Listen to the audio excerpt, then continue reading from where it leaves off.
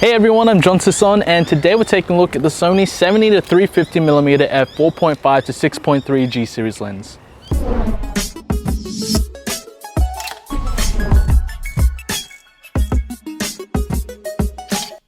If you're new to the channel, I make videos on cameras and lenses surrounding the Sony camera system, as well as accessories, so consider subscribing and hitting the notification bell for new videos that I release weekly. So the 70-350 is an APS-C lens made for your A6000 series, but of course can be used on your full frame cameras like the A7R4, A9 or the A7 III.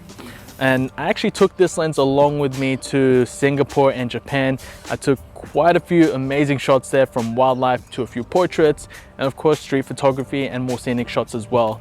But at the moment I do have this on the Sony A6400. While I was in Japan and Singapore, I was using it with the A6600. So you're going to get a little bit of a feel about what I think about this lens, as well as taking a look at what kind of images you can expect from a lens like this. So stay tuned, because we're going through the design, features, performance, and at the end of the video, I'll let you know what I personally think of it. So stay tuned.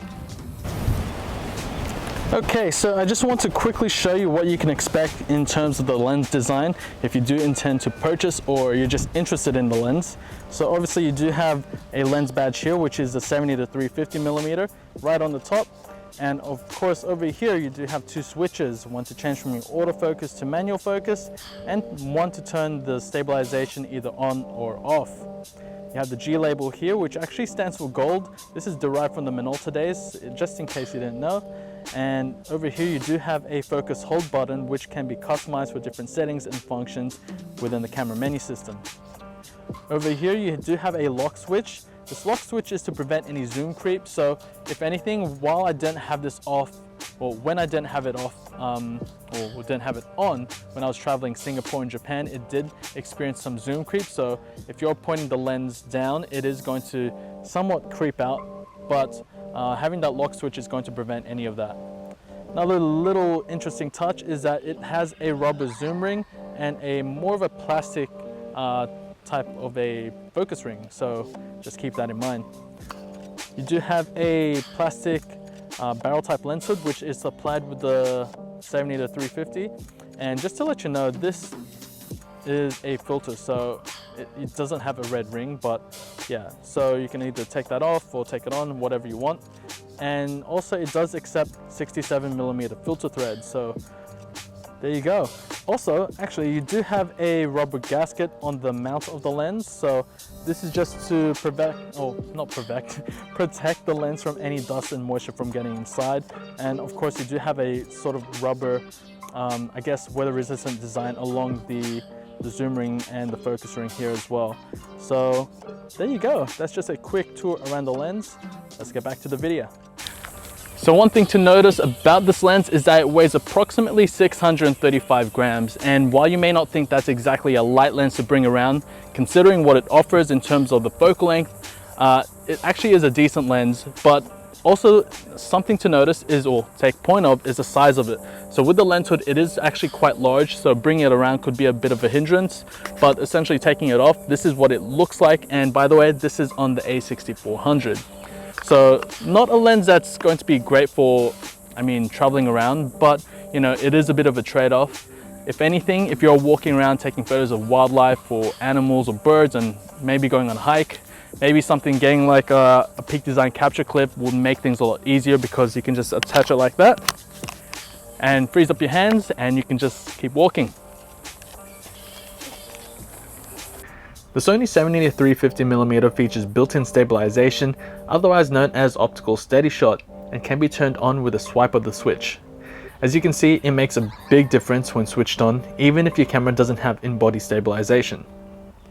It does feel a bit front heavy, so it's always best to support the camera with one hand under the lens and the other hand gripping the camera. If you intend to use this on a camera like the A5000, this will look a bit weird. Also, I have it here on my classic NEX5R camera, and as you can see, the lens is way too big for it.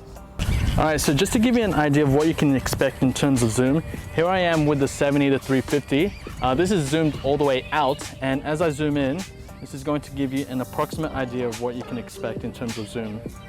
So that's a 350mm, and as I zoom out, That's at the wide end. So there you go. Autofocus speed was quick, especially with the A6400 and the A6600.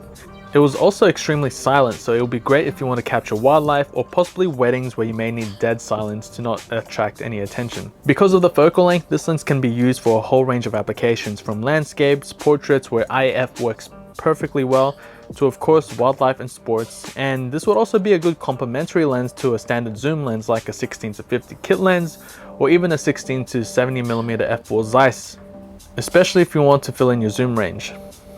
In terms of image quality, I found the lens to be fairly sharp in the centers, but it does get a bit soft in the corners, especially when zoomed all the way in. Bokeh is subjective, but I got a decent amount of shots where the background didn't look too distracting from my subject in focus. There's also a good amount of contrast and colors with the lens, which make it a bit more appealing in photos, but there's also some noticeable distortion at the wide end if you have automatic corrections turned off in camera, but there's also some chromatic aberrations at the long end of the zoom. So the Sony 70-350mm lens is something that I would recommend for anyone that wants to shoot sports, wildlife, aviation, really anything that requires a long zoom range. The only downside is the minimum aperture, well, the maximum aperture. So zoomed all the way in, it is at 6.3. So if you're shooting in low light conditions, you're either going to have to pump up your ISO or your shutter speed. And essentially that's going to make it a bit difficult if you want to get a decent exposure. Now it is a G series lens, so in terms of optical quality and design, it is right up there. So you do have your weather seals, you are getting a good build in terms of handling, and of course the image quality is very good as well. In terms of what you can get, it was very sharp, especially when I used it for portraits. And if anything, it does work properly for IAF and all your other Sony features. Now it does have stabilization, which is a big plus. But when it comes down to price, it is a bit expensive compared to other comparative telephoto lenses on the market at the moment. But in saying that, it is a G series lens and you are paying a bit more of a premium for it.